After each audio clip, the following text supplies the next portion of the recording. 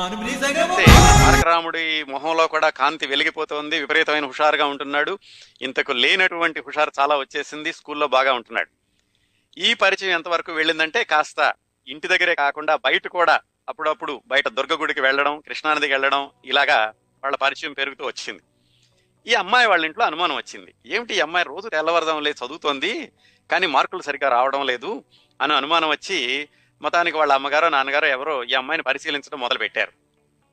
పరిశీలించడం మొదలు పెడితే తెలిసింది ఏమిటి, ఈ అమ్మాయి తెల్లవారుజామున లేచి పాలు పోయించుకుంటోంది. పాలు పోయించుకునే కాకుండా పాలు పోయడానికి వస్తున్నటువంటి కుర్రాడితో కూర్చొని కబుర్లు చెబుతోంది. అందువల్ల అనుకుంటాను ఈ చదువు కంటే కూడా ఈ అమ్మాయికి మార్కులు సరిగా రావడం లేదు అని మొత్తానికి వాళ్ళకి తెలిసిపోయింది. తెలిసిపోయి ఒకరోజు వీళ్ళిద్దరూ మాట్లాడుకుంటూ ఉండగా వాళ్ళ అమ్మో నాన్న వచ్చి చెప్పారు, బాబు నువ్వు పాలు పోయడానికి వస్తున్నావు, బాగానే ఉన్నావు, కానీ ఒక పని చెయ్యి, ఇంక నుంచి నువ్వు పాలు పోయడానికి